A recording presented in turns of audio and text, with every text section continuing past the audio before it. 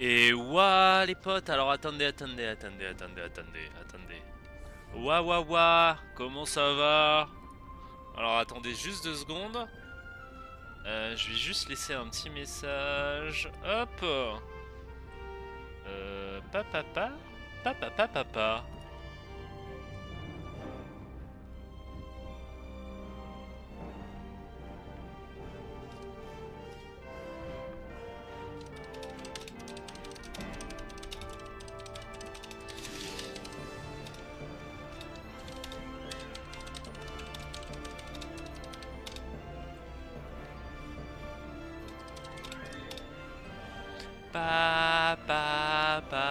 Papa. Incroyable. Incroyable. Bon, et ben on est parti. Alors je vais peut-être juste laisser quand même. Ouais, bon, c'est pas très grave. Ah oui, vous voyez. Ah oui, du coup, attendez, j'ai fait déconner le truc. Voilà, là vous voyez. Nickel. Bon. Comment ça va les potes? Comment ça va? Et ben écoutez, on se retrouve pour les petits potes de YouTube, vidéo un peu spéciale. On va discuter du patch 5 qui est sorti très récemment. Donc à savoir le jeudi 30 novembre, hein, donc à l'heure où je suis en train de vous parler, on est le 2 décembre. Donc ça fait quelques jours, hein. Ça fait littéralement 3 jours. Et bah, c'est un patch un peu spécial, c'est un patch dans lequel ils ajoutent beaucoup de choses. Donc je pense que là ils ont réussi à pas mal stabiliser le jeu, à ajouter pas mal de corrections. Et donc là ils commencent à installer des choses qui sont intéressantes par rapport aux anciens patchs. Donc on va pouvoir en discuter. Et c'est vraiment cool, et c'est vraiment hypant. Donc voilà, sur un petit son de musique terrible. Et donc bah, ce que je propose de faire, c'est que sans tarder, on entre dans le vif du sujet. Et qu'on découvre ce que l'Ariane nous a préparé dans ses petites marmites. Donc j'ai un peu regardé, il y a l'air d'avoir des trucs vraiment sympas, et voilà. Hop, du coup on est parti. Donc patch 5 qui est maintenant en ligne. Nickel. Bonjour tout le monde, le patch 5 est en ligne, ok. C'est le patch avec le plus... Ah oui d'ailleurs, c'est vrai que c'est le patch où il y a eu le plus de contenu. Il y a eu une mise à jour de ouf, je crois. Je sais plus combien c'était de gigas de mise à jour qu'on a eu à faire. Donc c'est pour ça que j'ai lancé le live un peu plus tard aussi.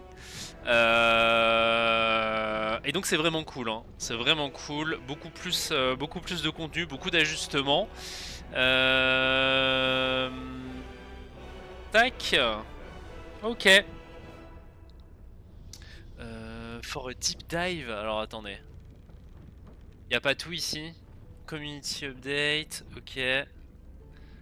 Hop, je regarde juste vite fait. Ok. Bon, on va d'abord regarder. Pardon. On va d'abord regarder ça. Tac. Et on rentrera un peu plus dans le détail après.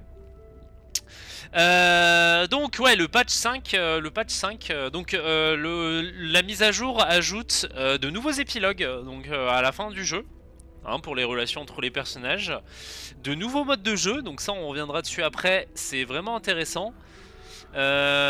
Ils ont amélioré l'accès aux inventaires de nos compagnons. Donc ça c'est vraiment cool, hein. Surtout pour nos mules, hein. Qu'on puisse envoyer et échanger les items entre les personnages plus facilement, même quand on les contrôle pas. Donc ça, c'est vraiment cool. Le patch 5 est tellement énorme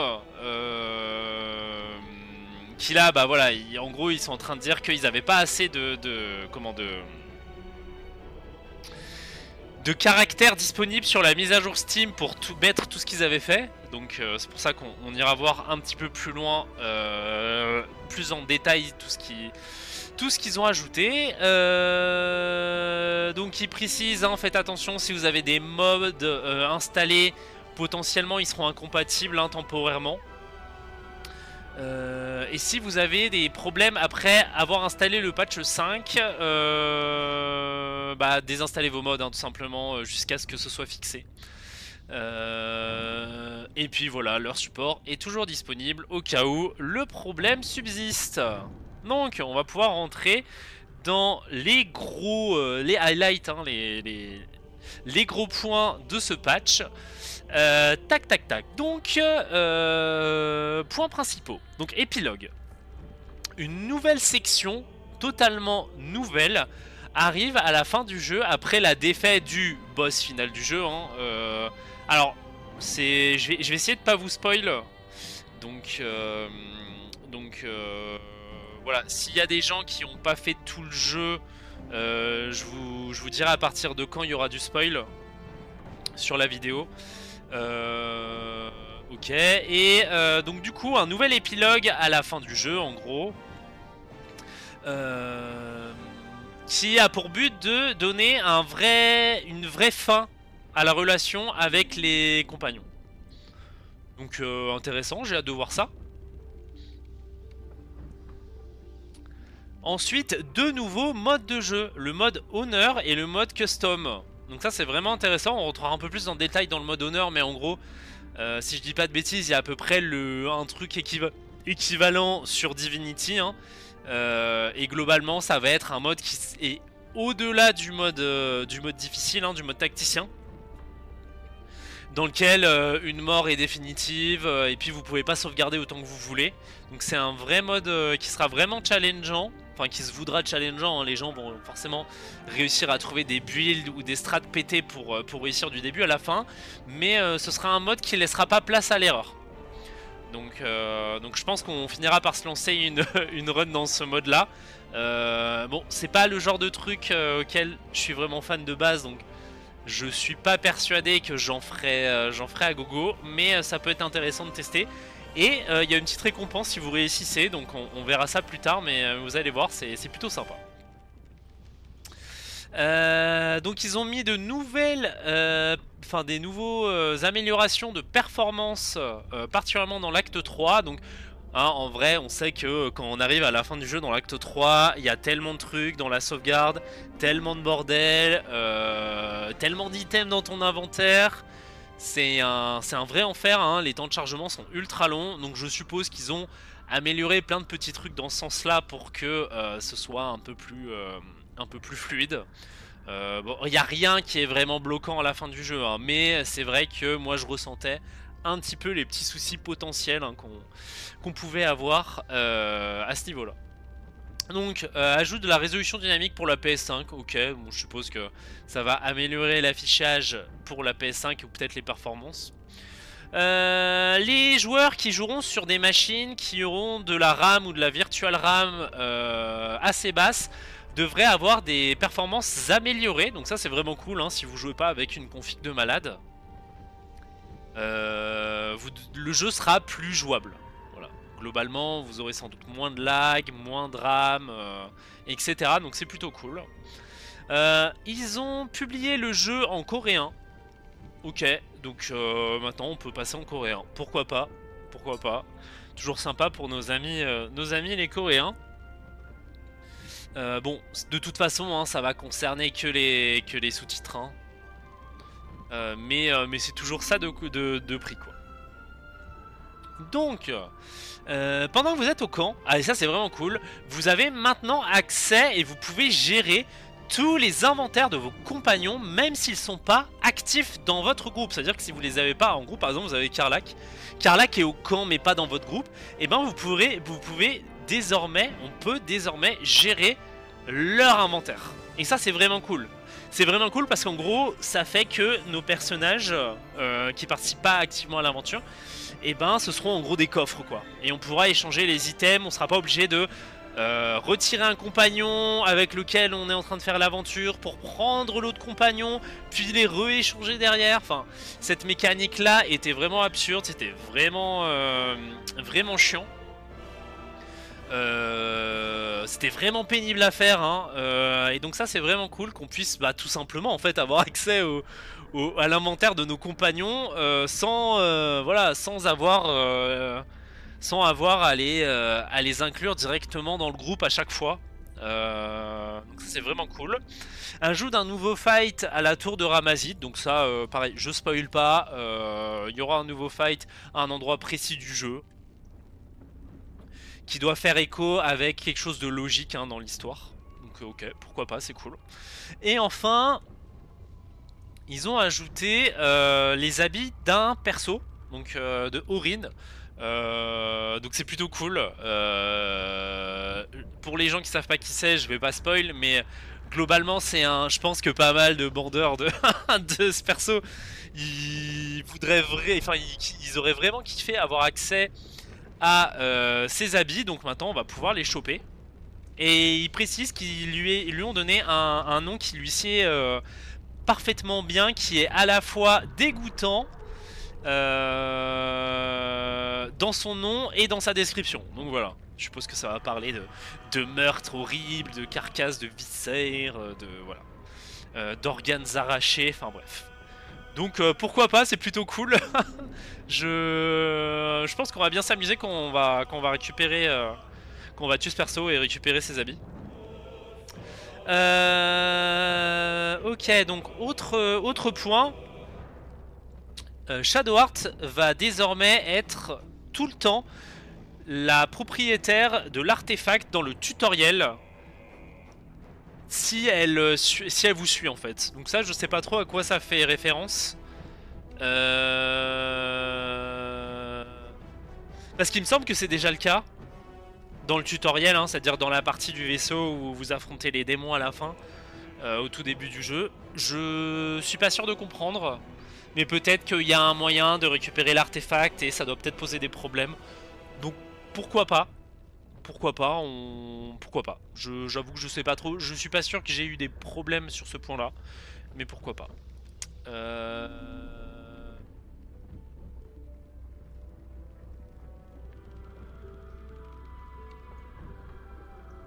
Ok. Donc, alors bon, ça c'est un peu du spoil. Mais il y a un moyen de devenir un demi-illicide en gros dans le jeu. Ça c'est bizarre qu'ils aient pas caché comment ce qui se passe. Mais globalement ça va aussi affecter visuellement les yeux. Donc ça pour info c'est ce qu'on a fait juste dans la dernière session de jeu hein. Donc on était devenus des demi flagellars mentaux. Et du coup apparemment ça va vraiment affecter visuellement les yeux. Donc c'est dommage, j'aimais bien mes yeux. Mais bon écoutez, tant pis. Tant pis, pourquoi pas. Pourquoi pas, c'est juste du visuel. Pas grand chose d'impactant. Variation basique d'action. Ok. Ah oui ok, donc en fait c'est des fois dans le jeu, en fonction de votre classe et de votre sous-classe, vous avez la possibilité d'avoir par exemple l'action courir qui vous consommera une action. Mais si jamais par exemple vous êtes un voleur, enfin un rogue de la spécialisation voleur, et ben vous avez aussi cette action là en action bonus. Ou sauter par exemple, c'est pareil, vous pouvez sauter avec une action ou une action bonus. Et souvent vous voulez faire le truc avec votre manip, avec votre clavier. Par exemple pour sauter c'est W. Faites W et en fait ça va caler l'action de base. Dire qu'il va vous consommer l'action et pas votre action bonus. Donc ça c'est vraiment chiant, il y a plein d'endroits où c'est pénible. Où vous avez des items qui vous permettent d'avoir une action de saut par exemple. Et en fait au lieu de vous claquer votre action de saut, ça va vous claquer votre action spéciale de l'item de saut, et ben ça va vous claquer l'action que tout le monde a, qui est à dire sauter quoi. Donc ça c'était vraiment chiant. Et là maintenant ces actions là du coup elles seront vraiment différentes et elles auront une touche dédiée pour pas qu'il y ait de confusion et que vous claquiez l'un en voulant claquer l'autre sans faire exprès quoi. Donc ça c'est vraiment sympa. J'ai eu 2-3 fois le cas où c'était plutôt chiant, où ça m'avait un peu ennuyé, mais pourquoi pas. Donc je suppose des nouvelles options de romance pour Mintara. Donc voilà, on verra ça après, peut-être un peu plus en détail dans la partie spoil. Mais ok, très bien. Correction d'un bug. Alors ça c'est un truc assez classique aussi. Correction d'un bug où les membres de votre équipe ne changeaient pas, ne se changeaient pas dans l'état d'habillement que vous les aviez laissé. Donc par exemple vous avez dit voilà, le casque je veux pas qu'il s'affiche, et ben quand vous les renvoyez au camp et qu'ils reviennent, et ben le casque il va s'afficher de base, alors que vous aviez précisé que vous vouliez pas que ça s'affiche. Donc je pense que c'est ce genre de choses là qu'ils ont corrigé, c'est plutôt sympa. Ça sert pas à grand chose, mais voilà, on va dire que ça va éviter d'avoir à réactiver et désactiver en permanence les options d'équipement, d'apparence d'équipement de vos personnages à chaque fois que qu'ils rejoignent et quittent le groupe. Vous pouvez désormais, donc ça, voilà, on verra ça plus tard dans la partie spoil. Donc Flétrise va désormais blablabla, bon peu importe, je pense c'est pareil, hein, c'est pas ultra important. Mais globalement, voilà, il y a un endroit dans le jeu où il va vous raise automatiquement. Je crois que c'est à la fin du jeu, si jamais vos persos meurent. Et ben il va raise vos persos automatiquement pour que tout le monde soit là sur l'image de fin, quoi, globalement.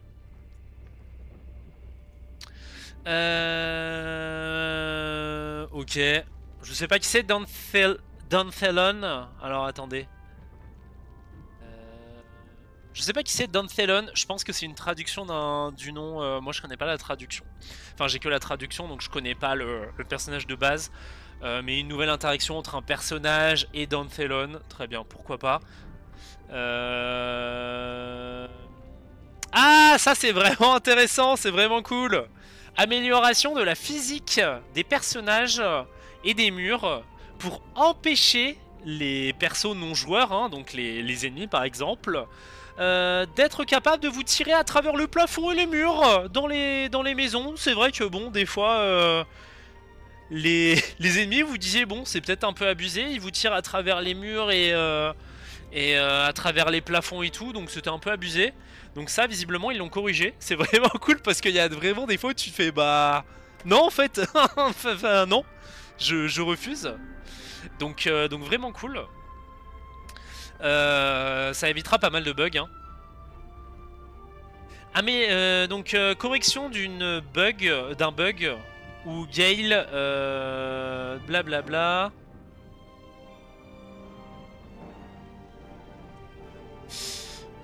Ok, bon visiblement il y avait un bug avec Gale sur un moment précis dans le jeu. Bon je sais pas trop, je l'ai pas fait donc je peux pas savoir. Ok, pareil, cinématique avec Astarion, ok. Une amélioration des réactions des compagnons à certains moments dans le jeu, pourquoi pas. Les écrans de temps de chargement se débloquent désormais graduellement en fonction de comment vous progressez dans le jeu.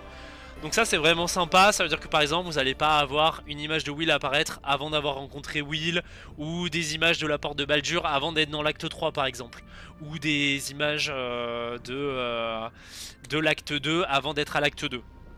Donc pourquoi pas, c'est pas... voilà. Mais c'est des petites améliorations plutôt sympathiques. Blablabla, donc un personnage qui est pas censé prendre des dégâts quand on le jette n'en prendra vraiment plus, donc pourquoi pas. Correction du puzzle dans le palais de Cazador, pourquoi pas. Je me souviens pas qu'il y ait eu un bug. Mais pourquoi pas, ok. Correction d'un bug dans lequel l'écran devenait noir quand Astarion, durant la scène de romance de fin du jeu d'Astarion, ok. Bon je suppose que du coup juste on passait en Peggy 18 sur la scène. Ok. Ajout d'audio et de cinématique. Ok, donc en fait ils ont retravaillé l'audio et les cinématiques lors d'une scène précise dans l'acte 3, pourquoi pas.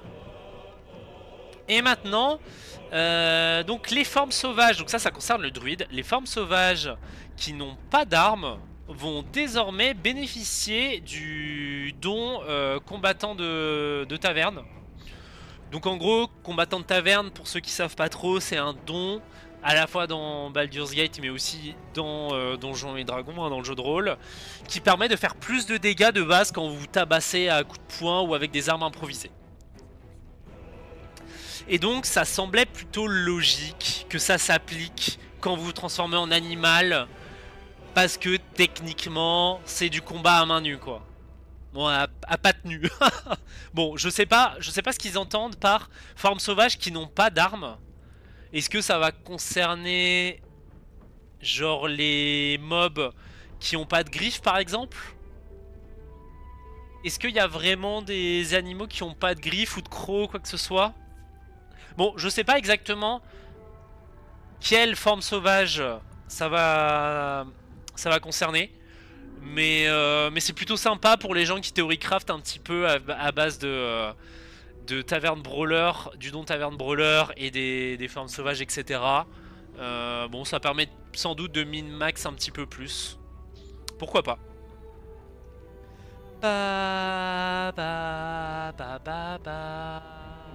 Et donc on va rentrer un peu plus dans le détail. Donc attention, on va passer dans une partie un peu plus spoil.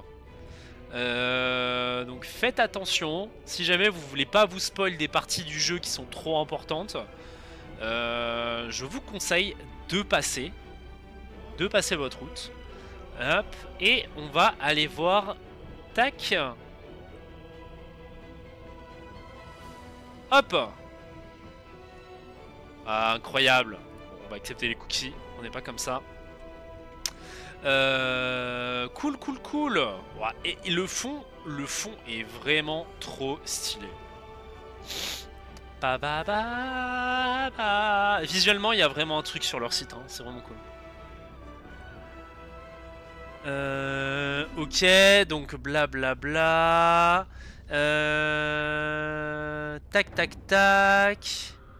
Ok, des crashs. Bon, je vais pas repasser en direct tous les crashs, hein. Combat et balance. Ah, ça va être intéressant. Donc l'équilibrage des combats. Correction de l'intelligence artificielle des combats, qui ne check pas des fois si elle peut utiliser des items. Donc des fois, s'il faut, il y a des ennemis que vous avez battus, et ben d'un coup ils vont se mettre désormais à utiliser des objets qu'ils ont sur eux pour les lancer par exemple, je sais pas pourquoi.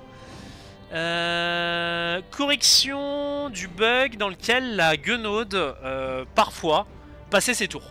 Ok. Et ben je savais pas. Je savais pas qu'elle faisait ça, moi elle m'a cassé la gueule, hein. Donc pourquoi pas. Donc amélioration d'un message confus dans le hall haut. Ok. Donc ça doit être à la fin du jeu, qui suggérait que le Nautiloid se tapait lui-même. D'accord. Ok. J'ai pas vu le bug non plus a priori, mais ok. Correction du cerveau infernal. Parfois, il ne castait qu'un seul spell par tour, alors qu'il peut en lancer plusieurs. Ah! Ah oui! Bon, déjà, le fight, j'ai pas trouvé ultra simple. Alors en plus, il lance plusieurs sorts par combat.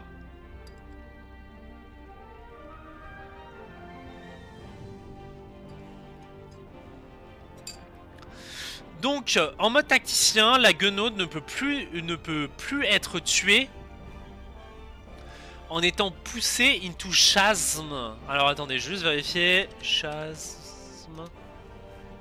Ok, donc on peut plus la pousser dans le vide.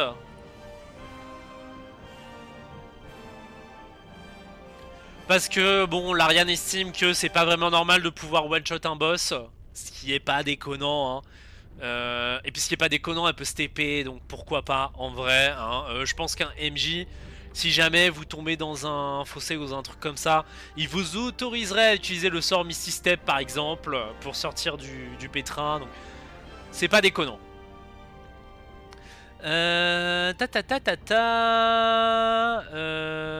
Donc correction de l'alacrité de l'assassin.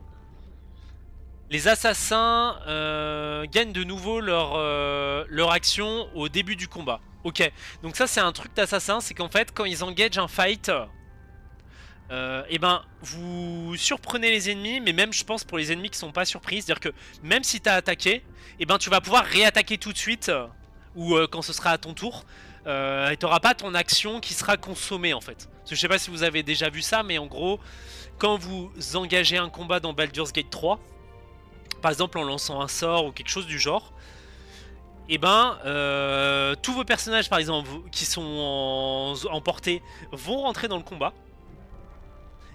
Et les tours de combat vont s'afficher hein, logiquement dans les jets de dés d'initiative. Hein, donc plus votre personnage aura un jet d'initiative élevé, plus il va jouer haut dans la liste des tours. Par contre, le personnage qui a engagé le combat, le jeu considère qu'il a déjà utilisé son action. Parce que c'est un peu pété, sinon t'engages le combat, t'as encore tes actions, tu fais bam bam bam, tu t'enchaînes, bon, c'est trop fort. Sauf que, en fait, c'est un peu legit avec l'aspect assassin, c'est un peu legit que l'aspect assassin soit la seule qui puisse faire ça. Surtout que bon, a priori, hein, on va pas se mentir, l'aspect assassin, j'ai pas vraiment vu de build qui se jouait avec ça. Comme je l'escomptais, l'aspect est sans doute pas extraordinaire. Alors, de toutes les vidéos que j'ai pu voir et tout, j'ai pas vu de build incroyable avec l'aspect assassin. Donc, écoutez, pourquoi pas, c'est un petit buff en gros, hein, pour l'assassin. Par rapport hein, au bug, hein, parce que c'était prévu de base que ça fonctionne bien, mais du coup ça fonctionnait pas. Donc pourquoi pas. Correction de la durée des invocations qui commence à se dépléter, donc à diminuer trop tôt quand bah l'invocation en fait est invoquée en combat. Ok, j'avais pas remarqué ça. Après c'est assez rare hein, qu'on fasse vraiment suffisamment de tours pour que les invocations disparaissent. Mais ok d'accord, je fais confiance, ça devait sans doute poser un problème. Donc les attaques contre quelqu'un de paralysé ou d'inconscient ne vont plus automatiquement hit. D'accord, ne vont plus automatiquement toucher, mais chaque coup qui touche va mettre des dégâts critiques. Alors ça c'est plutôt étonnant ça. Si je dis pas de bêtises, dans le jeu de rôle... c'est crit auto hein. Normalement t'as même pas besoin de roll hein, je crois. Contre quelqu'un qui est paralysé, c'est... À part si tu fais un 1 peut-être. Peut-être que c'est ça qu'ils veulent dire. Dire que c'est plus automatiquement hit. Mais dans le sens où tu peux faire un échec critique. Ce qui serait logique. Mais ça veut dire que du coup de 2 à 20, ce sera une réussite critique. Bon écoutez, je sais pas. Je suppose que ça pour le coup on le verra assez vite hein, dans le jeu. On verra bien si on fait un échec extraordinairement dégueulasse et on ira checker hein, la prochaine fois qu'on attaque quelqu'un de paralysé dans la run. On ira vérifier dans les logs pour voir ce qui se passe, mais ok. Pourquoi pas. Donc pétrification, je suppose flèche to stone, je suppose que ça doit être ça. Et maintenant considéré comme un sort néfaste. Ah ouais, c'était pas considéré comme un sort néfaste? C'est-à-dire que genre tu peux arriver derrière un garde du pont enflammé et faire flèche to stone. Et genre le mec il se transforme en statue, il est mort et... Il est virtuellement mort et c'est pas considéré comme une agression. C'est ouf ça. Je sais pas s'il y a beaucoup de gens qui utilisent ce sort, mais ok, pourquoi pas. Donc correction de la condition ralentie qui appliquait -2 à tous les jets de sauvegarde, alors que ça n'aurait dû s'appliquer que sur la dextérité. Ah ouais, le jeu il triche hein, parce que le sort ralentissement, il y a beaucoup d'ennemis hein, qui le lancent dans le jeu hein. Ah ouais, ok, je vois. C'est un peu de l'arnaque, non? Bon, très bien. Donc, espoir dans la maison de enfin, la demeure de l'espoir, de l'espérance. Maintenant, porte sur elle une demi-plate et il y a une arbalète légère. Et elle possède maintenant également un bouclier beaucoup plus puissant. Ok. Bon, c'est vrai qu'elle était un peu fragile. Après, j'avais pas trop galéré à la faire survivre dans ma première run. Parce qu'elle a quand même des gros sorts de soins.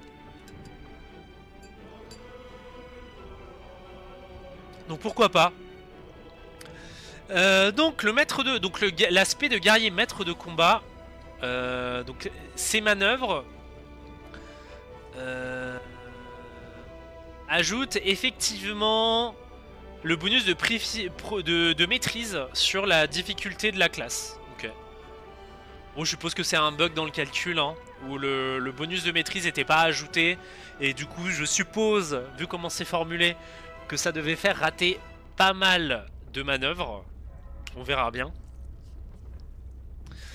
La résolution inévitable de Raphaël, donc le passif résolution inévitable de Raphaël se déclenche désormais correctement. Alors je vous avoue que là j'ai pas en tête à quoi ça correspond. Faut dire que Raphaël, hein, dans le fight de Raphaël, il y a vraiment une tonne d'effets sur lui, hein, il fait vraiment plein de trucs. Ah, je crois que c'est le truc qui heal, non? Je crois que c'est le truc qui heal quand il absorbe les âmes. Donc je suppose que ça se déclenchait pas tout le temps. Donc pourquoi pas. Donc les attaques sauvages, donc le passif attaque sauvage des demi-orques s'applique désormais aussi sur les offhand weapons, donc les armes en seconde main quoi. Ah, ça c'est vraiment cool. Ça veut dire que ça fonctionnait pas ça, alors pour rappel, hein, je pense que si on vérifie Baldur's Gate 3, Baldur's Gate 3 Savage Attacker, Savage Attacker.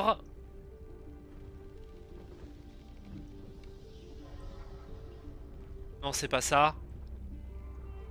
Attendez.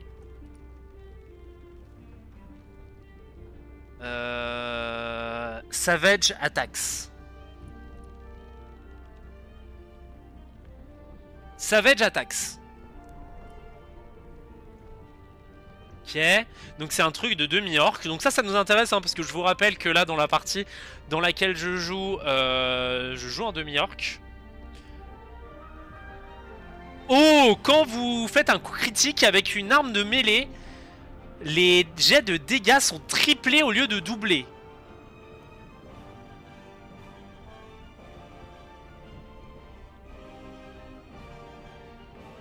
Ok, bon, ça c'est comme pour les jets critiques, hein.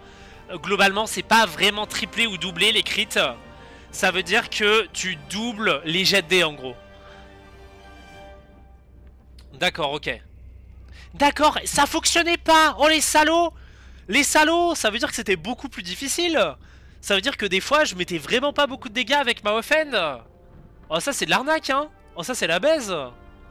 Bon écoutez, en tout cas, le point important, c'est que désormais, les crits seront bien triplés sur les attaques offhand de vos demi-orques. Donc ça, c'est vraiment cool. Donc...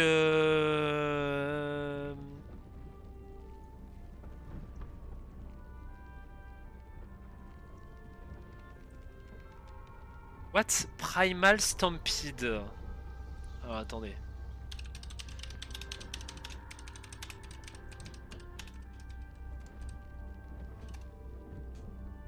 Je pense...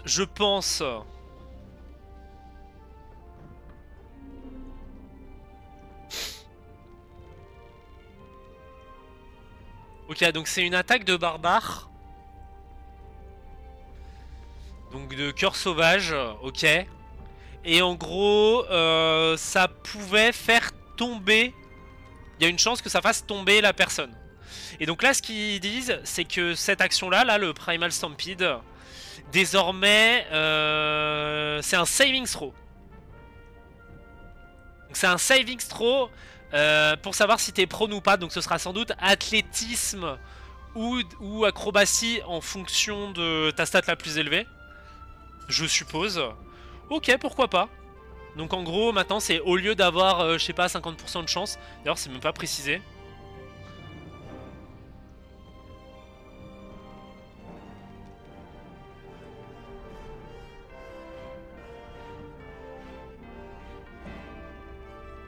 Ok. Bon, écoutez, je sais pas trop. En tout cas, visiblement, ça a été ajouté. Lancer barrière de l'âme en étant sous les effets de sanctuaire. Oh putain, sérieux? Oh, ça c'est du cheese. Hein. Donc en gros, si vous savez pas ce que c'est sanctuaire, sanctuaire c'est un sort qui permet que que vous puissiez pas être ciblé par les attaques de vos ennemis. Ça veut dire que si jamais un ennemi s'approche de vous avec sa souris et essaye de vous survoler pour vous taper, et ben ou que vous essayez de taper quelqu'un qui a sanctuaire sur lui, c'est pas une concentration en plus si je dis pas de bêtises. Et ben en fait pendant 10 tours, en fait vous pouvez pas le sélectionner, il y a écrit vous pouvez pas lui mettre des dégâts. Le seul moyen de lui mettre des dégâts c'est les AOE. Mais vous pouvez pas le cibler. Donc là ça veut dire que... et barrière de l'âme en fait c'était... C'est une... comment? C'est une... c'est un sort de niveau 5 qui permet de créer une zone autour desquelles il y a des lames en gros qui volent. Et quand les ennemis s'approchent de cette zone, ils se prennent des dégâts. Mais tant que les ennemis sont pas dans la zone, ils prennent pas de dégâts. Du coup, je suppose que c'était un peu un cheese du jeu, dans le sens où en fait, vu que vous infligez pas des dégâts à quelqu'un directement forcément avec barrière de l'âme, et ben ça terminait pas l'effet sanctuaire. Parce que sanctuaire, ça se termine quand vous infligez des dégâts à un ennemi. Ou du moins quand vous l'attaquez. Et donc ça veut dire que là vous pouviez poser votre truc qui fait, je sais plus, genre 10d6 de dégâts par tour, et que ça vous sortait pas de sanctuaire. Donc ça veut dire que les ennemis pouvaient pas vous taper et vous les déchiriez. Oh, c'est un peu abusé hein. Mais du coup c'est pas mal. Ok, donc du coup ça c'est fini hein. C'est fini les cheaters. Les abusers du système. C'est terminé. Hop, Guantanamo. Donc ça c'est une correction. Ça devrait pas fonctionner comme ça hein. Donc maintenant, dès que vous allez lancer barrière de l'âme, ça va terminer votre effet de sanctuaire. Ce qui est logique. Donc tous vos alliés qui peuvent être invoqués pour la bataille finale dans la cité haute vont avoir leurs ressources restaurées si vous les avez utilisées quelque part ailleurs dans l'aventure. Alors je sais pas ce qu'ils entendent par ressources. Est-ce que c'est genre les conduits divins, des prêtres et des paladins? Est-ce que c'est les manœuvres de guerriers?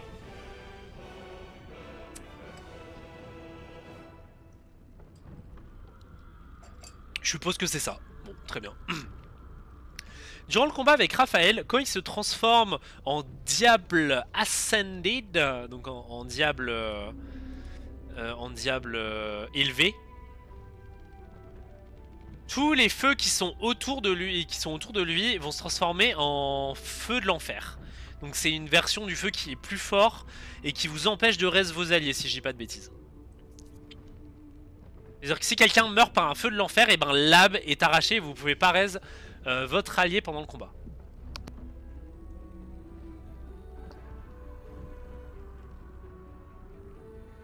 Donc il n'y a rien... Ah ouais, ça n'existe pas les lancers gratuits. Donc consommer un noble stalk mushroom, ok, donc je sais pas quel champignon c'est. Durant le combat, vous coûte désormais une action. Et alors, si on va voir ce que c'est, noble... c'est comment? Hop, je vais juste décaler l'onglet. Donc, noble...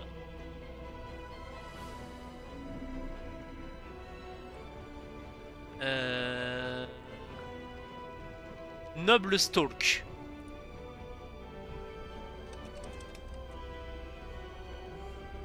Noble Stalk Mushroom.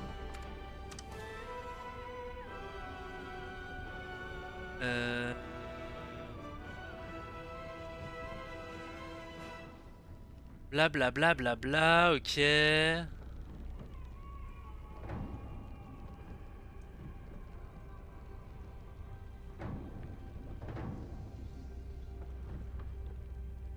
Ok, blablabla. Bla.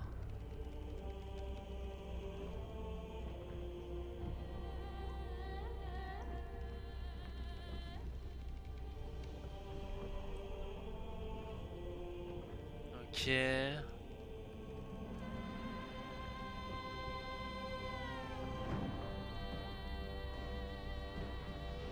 Blablabla. Bla bla. Ok, donc c'est un... Ok, donc c'est un truc qu'on peut avoir quand c'est un Dark Urge ou Shadow Heart qui récupère le truc et donc ça déclenche un truc spécial pour Shadow Heart.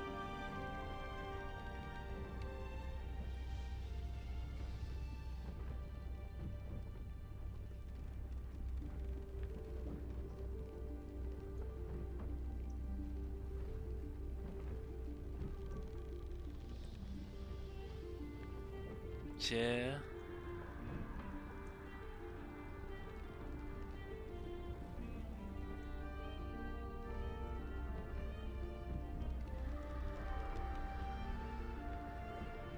Ok, je sais pas à quoi ça sert. Il y a un effet sur ce truc ou pas?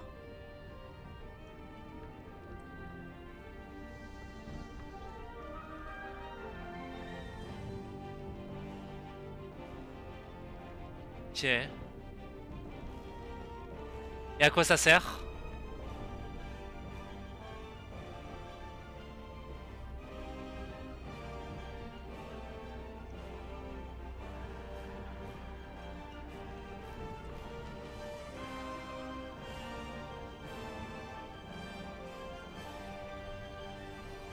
Bon, ça on verra peut-être dans une autre run, hein. Peut-être qu'il y aura un truc.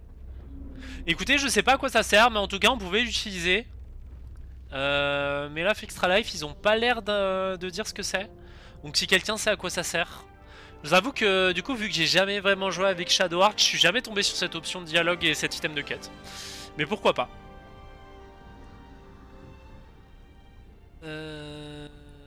Donc correction d'un bug avec le talent, enfin avec le don combattant de taverne, où les dégâts bonus n'étaient pas correctement appliqués de multiples fois quand vous faites une attaque de lancer. Ah ça va faire plaisir à Mime, ça. Donc ça visiblement... Donc visiblement il y avait un bug. Ça, putain, franchement ils avaient... Enfin, le build lancé avait vraiment pas besoin de ça, hein, mais bon, ok, très bien.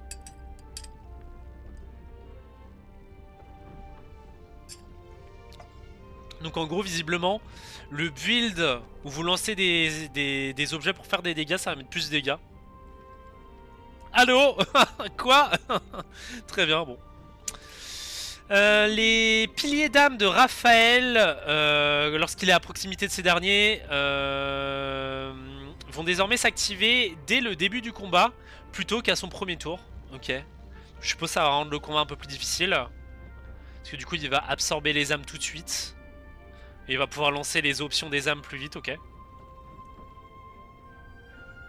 La potion de sommeil angélique restaure désormais les charges d'extra attaque des prêtres du domaine de la guerre. Ok, pourquoi pas.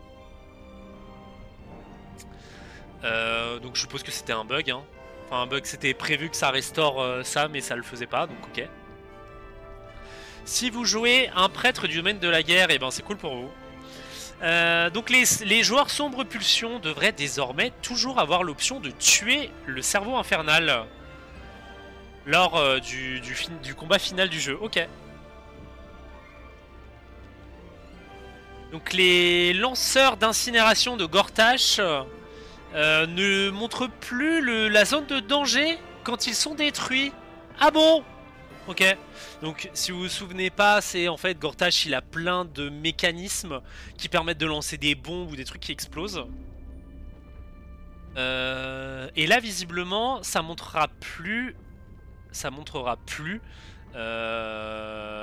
les zones de danger, les zones d'explosion.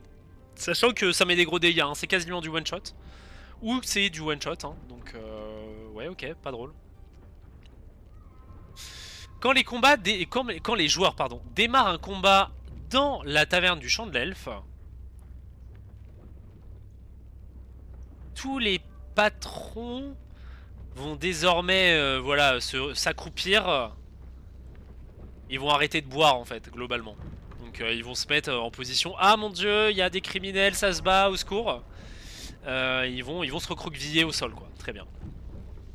Correction d'un bug où Beorn Winterbread ne devenait pas hostile si vous attaquiez vos alliés dans le haut hall. Ok. C'est qui Beorn Winterbread?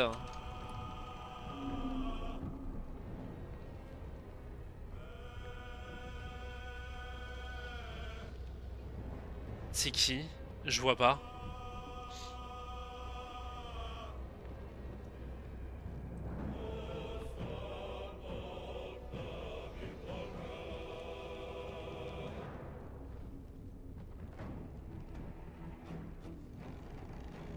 Ok, c'est peut-être quelqu'un que je connais pas.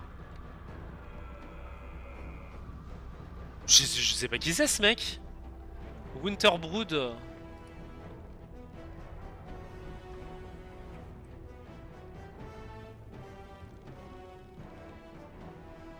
Ok, bon ça doit être un gars random hein.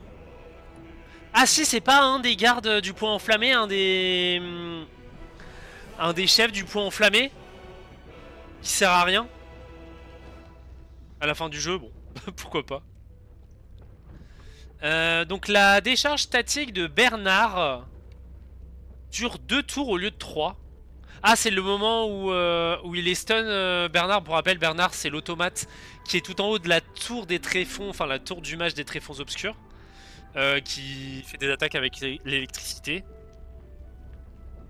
Je me demande si c'est pas... Ou alors c'est la zone autour de lui qui inflige des dégâts qui va durer moins longtemps. Enfin bref, ok.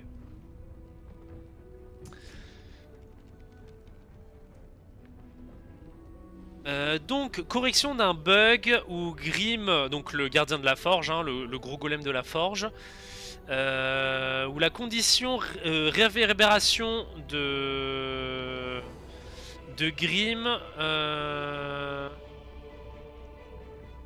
s'enlevait en fait au début de son tour au lieu d'à la fin, ce qui causait l'augmentation de la vitesse de déplacement. Enfin le buff de movement speed hein, en gros de ne pas fonctionner. Ok, pourquoi pas. Ensuite gameplay. Vous pouvez désormais utiliser chance des royaumes lointains en étant déguisé. Je savais même pas qu'on pouvait pas le faire, mais ok, très bien. La pop-up de réaction, donc hein, vous savez cette pop-up qui vous affiche si vous voulez utiliser une de vos réactions ou pas. Bon voilà ce qu'ils expliquent hein. Vous permet désormais de changer votre décision après avoir choisi la réaction d'un membre de l'équipe. Comment ça de la changer après avoir choisi? On verra bien comment ça se traduit. Mais ok. Vous ne pouvez désormais plus utiliser la force des bombes, ok.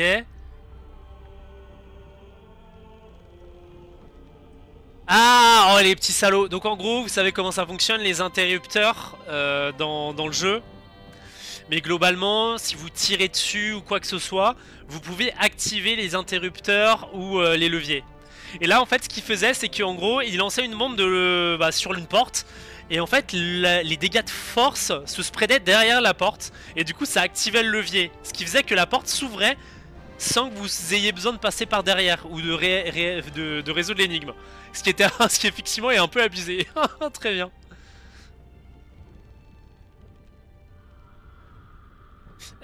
Donc ils ont amélioré le système de caméra en changeant un peu de code. Ok, pourquoi pas. Correction d'un bug dans lequel vous ne pouviez pas switcher de personnage. Ah, c'est en split screen. Donc en gros, si un de vos potes avec qui vous jouez en split screen avait une pop-up de réaction, vous pouvez pas switcher de personnage. Ok. Même s'il est très loin, d'accord. Correction de typos. Donc les typos, vous savez, c'est genre votre personnage il bug et il est en position T1, les bras levés, les jambes toutes droites et il se déplaçait comme ça en fait. Il y a eu pas mal de fois où on a eu des bugs comme ça dans nos aventures où les personnages ils avançaient comme ça en mode sans faire d'animation ni rien. Donc ils ont corrigé ça visiblement. Quand c'était, enfin, relatif à la condition incapacité. Pourquoi pas. Donc correction des informations de combat, comme les avantages ou les désavantages, ne s'affichant pas quand on target une partie spécifique d'une grosse créature. Ok, donc il y a des mobs dans le jeu où on peut target des parties spécifiques de leur corps, et là ça affichait pas les avantages ou les désavantages. Ok, bon c'est juste de l'affichage, hein. Quand c'est possible de changer le coût d'utilisation d'un objet, la modification va désormais dépendre de l'utilisateur de l'objet plutôt que de son possesseur. Waouh! Ça veut dire que si quelqu'un, genre par exemple imaginons on a Astarion qui peut lancer des objets avec une action bonus, quelqu'un d'autre dans l'équipe pouvait lancer cet objet avec une action bonus alors que lui il a pas la capacité de le lancer avec son action bonus. C'est un truc du genre, je suppose. J'ai jamais vu ce genre d'interaction, c'est un peu tordu. Ok. Ok.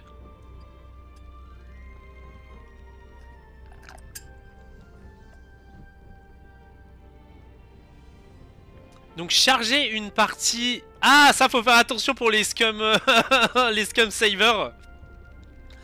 Charger une partie qui a été sauvegardée au moment de l'affichage du résultat du jet de dés va maintenant garder l'état du roll. Si vous saviez, avant quand vous rechargiez, ben, ça relançait le roll en fait.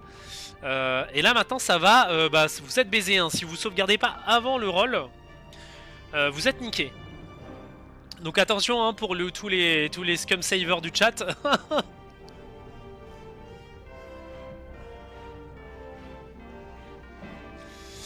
Donc éteindre un feu va désormais éteindre également sa lumière d'ambiance. Ah, ça fonctionnait pas ça? Ok, bon j'étais persuadé que ça fonctionnait déjà. Mais peut-être il y a des endroits où ça fonctionnait pas bien. Mais pourquoi pas. Correction d'un bug qui provoquait le jeu de temps en temps de transformer vos alliés, donc les personnages occasionnellement alliés qui sont encadrés de vert dans le combat tracker, hein, donc là où vous voyez les tours de jeu. En compagnon quand vous en blue border, hein, donc ça c'est compagnon, c'est vraiment les personnages que vous contrôlez. Quand vous chargiez une sauvegarde pendant un combat. Ah, c'est dommage, j'aurais bien voulu voir ça. Est-ce qu'on pouvait les contrôler? Genre ça veut dire que si on avait un allié giga pété et tout, on peut contrôler l'allié? Enfin bref. Oh, mais attends, mais... Oh, waouh, il y a des tonnes de trucs, hein. Bon, je pense qu'on va passer vite, hein, sur les trucs qui me paraissent intéressants parce que... Ok...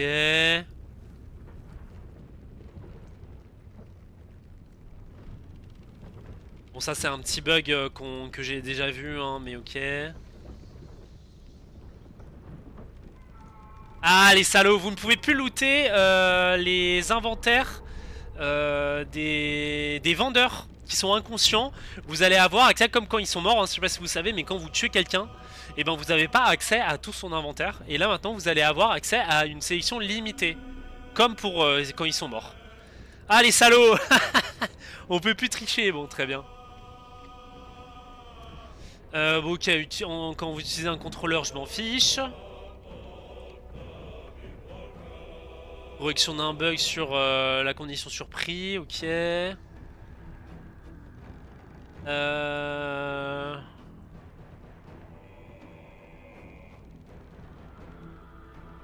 D'accord.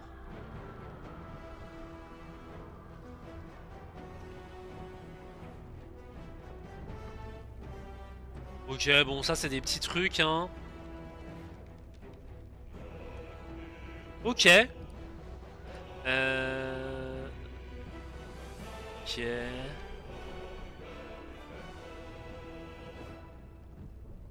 Ok, bon, ça c'est des petits bugs, hein. Je vais pas passer sur tout. Blablabla. Ok. D'accord.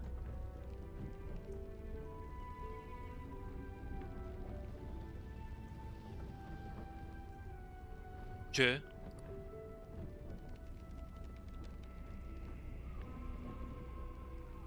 Ok. Shadow Step is no longer blocked by silence, ok.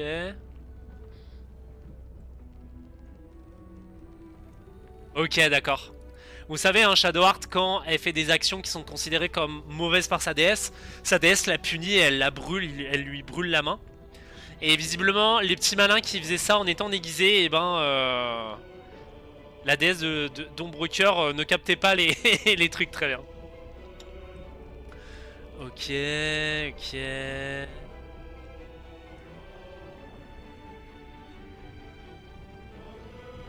Ok, ok, bon.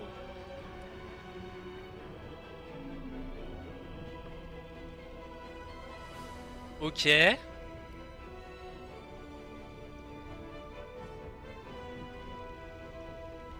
Donc le charme de Tatietel vaut plus d'argent et a une rareté supérieure, ok. Ce qui est logique, hein, un item qui te donne plus 1 à une stat incompressible, c'est extrêmement fort.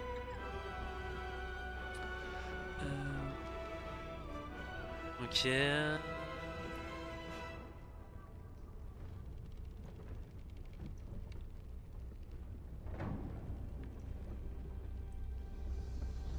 Ah, ça c'est bien ça, ils enlèvent le point d'exclamation permanent de Will à chaque fois que vous alliez au camp. Il avait son putain de point d'exclamation au-dessus de la tête, ça rend fou. Ça ils l'ont enlevé, hein, ok. Là, les compagnons... Ok, bon, peu importe.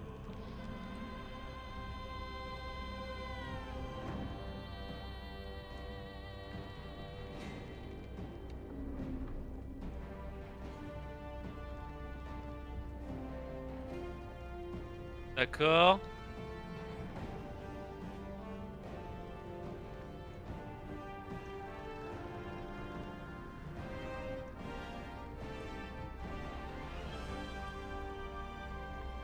Bon bref, blablabla, blablabla.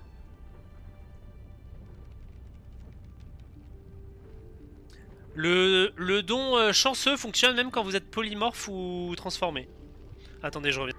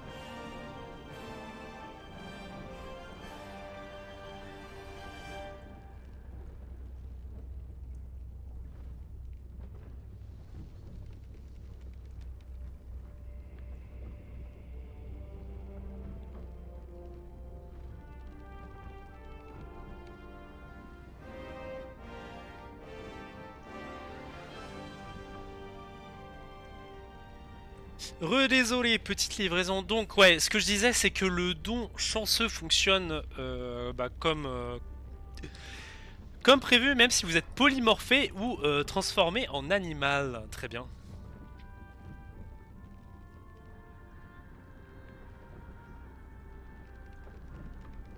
Ok.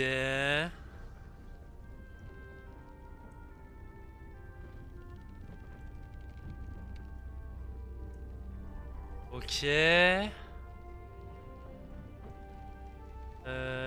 Là, combat log.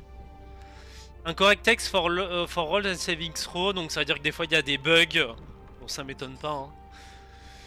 Il y a des fois où genre les jets de dés et tout, ça s'affiche pas correctement dans le combat log, donc pourquoi pas. Les armures animées peuvent pas être endormies, ce qui est logique. La Hag n'a plus ses passifs tant qu'elle est déguisée en Mayrina, ce qui est logique aussi, hein.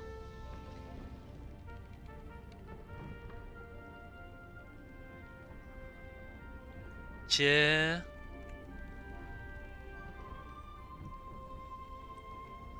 Ah, du coup, quand vous engagez un combat en turn-based mode, en mode tour par tour, hein, ça enlevait pas forcément les ressources comme les actions et tout.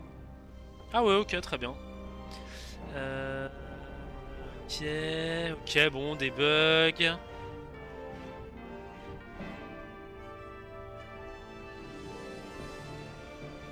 Ok, bon, très bien, peu importe.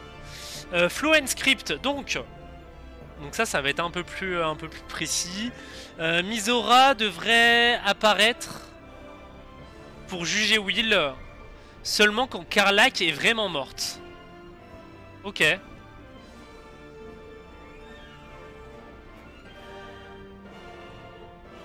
Si Will arrive d'une façon ou d'une autre à éviter la punition de Misora en gardant Karlach en vie, elle le punira de manière rétroactive, ok.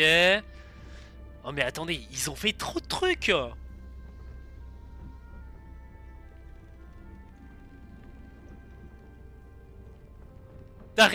Quand vous jouez Dark Urge, vous pouvez désormais changer la cible de Celeritas Fell.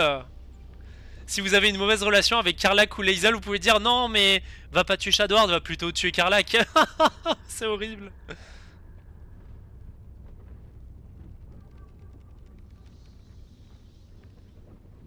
Ok, donc tu peux lui poser des questions, blablabla. Astarion, ok.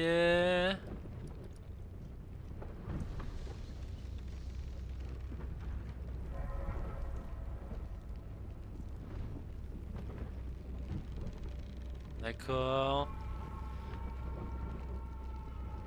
Blablabla, ok.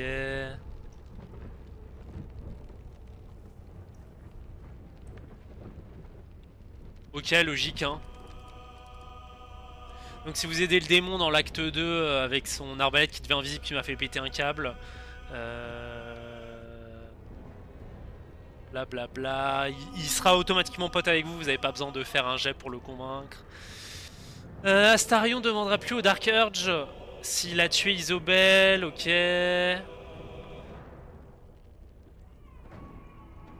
Ok.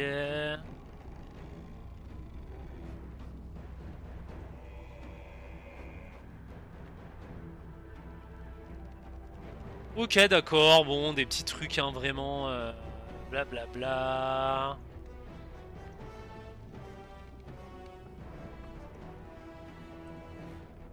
Ok, ok, bon.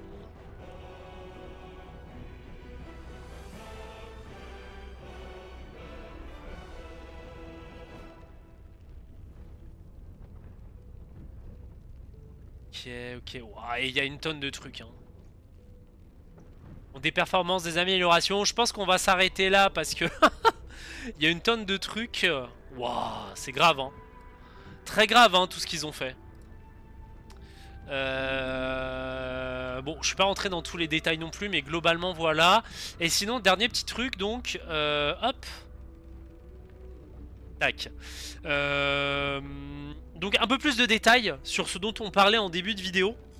Sur l'épilogue à la fin, à la toute fin du jeu, hein, donc le nouvel épilogue, qui sera présent, qui sera là, pour vous donner l'occasion de conclure un peu tout ce que vous avez avec vos compagnons. Donc c'est une petite fête de fin, un peu comme dans l'acte 1, quand vous, soit vous aidez les Tieflings, soit quand vous les tuez, c'est les gobelins qui viennent, vous avez une petite fête qui vient un peu voilà, conclure entre guillemets l'histoire. Et ben là ça va être pareil.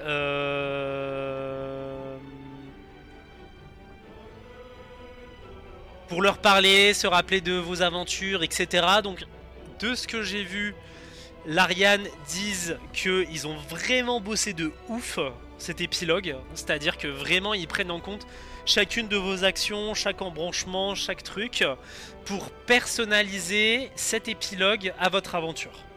Donc j'ai hâte de voir ce que ça va donner, c'est vraiment cool. Donc voilà, plutôt sympa.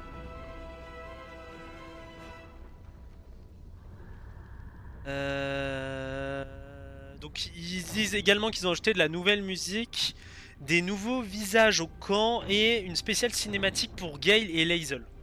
Voilà.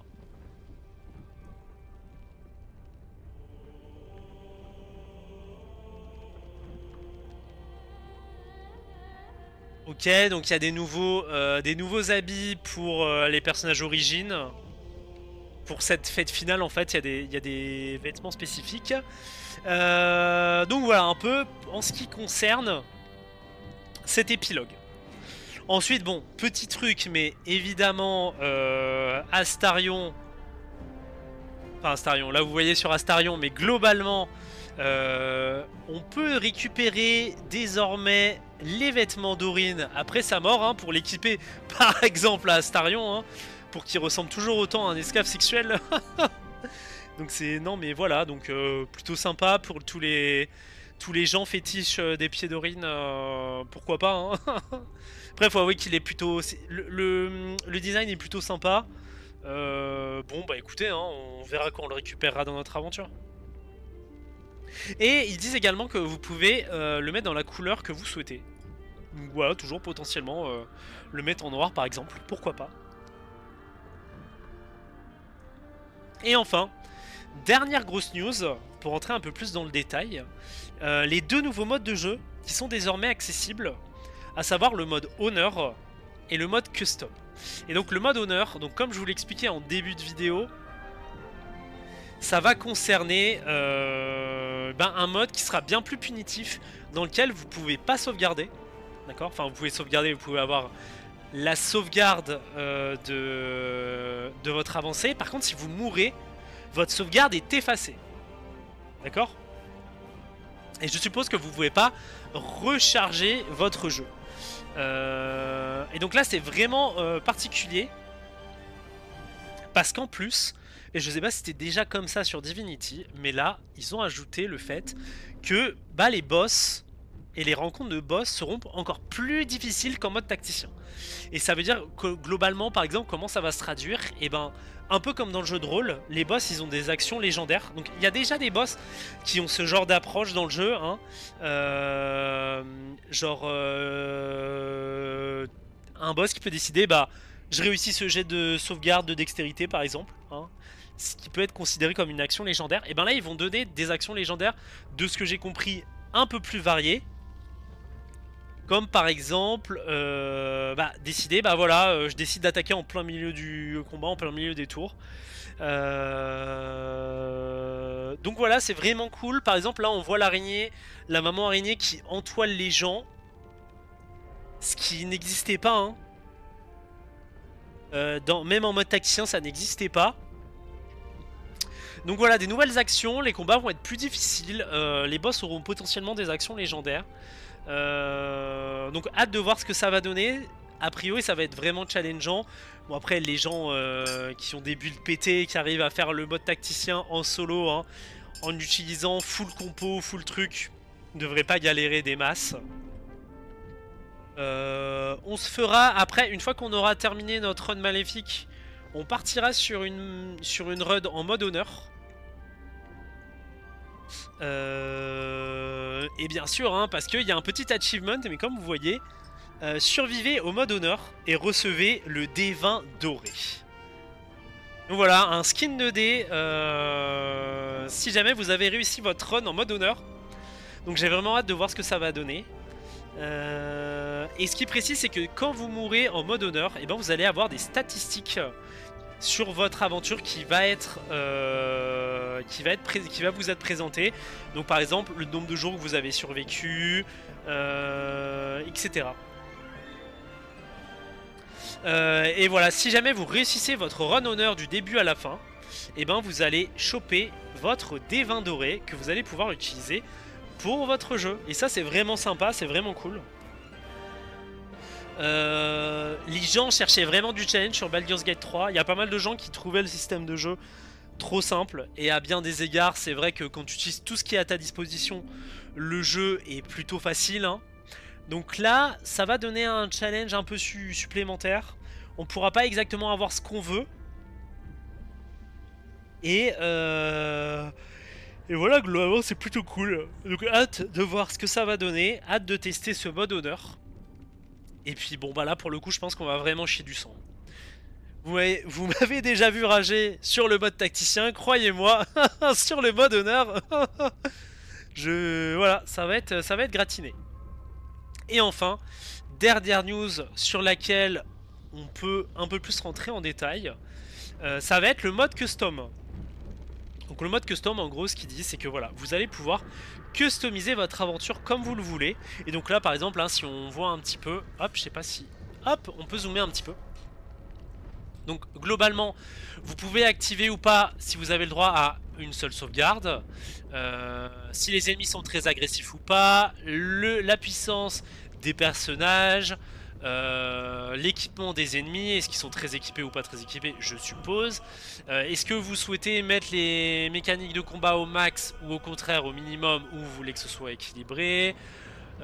Si vous voulez vous ajouter du bonus de maîtrise, est-ce que les ennemis doivent crit ou pas, est-ce que vous devez faire des saving throws ou pas, etc., etc. Donc vous voyez il y a plein d'options que vous pouvez custom. Pour et ben simplement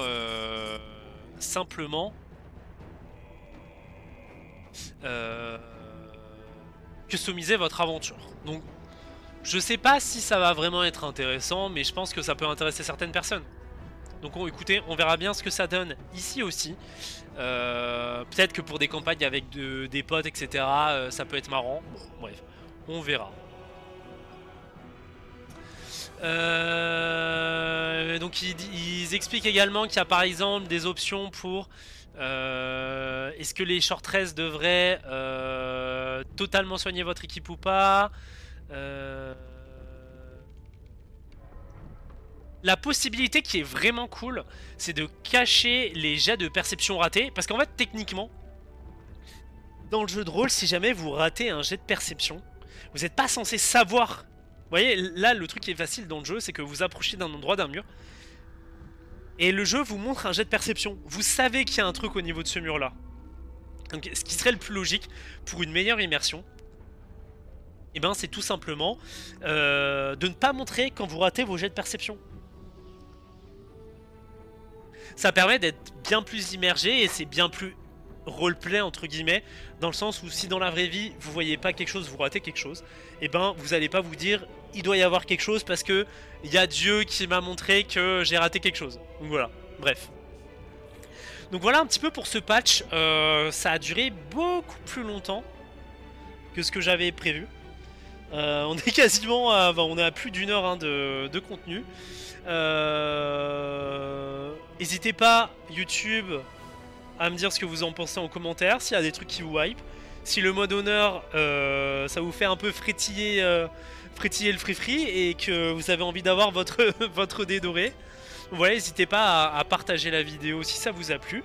Et puis voilà, je vous fais des bisous.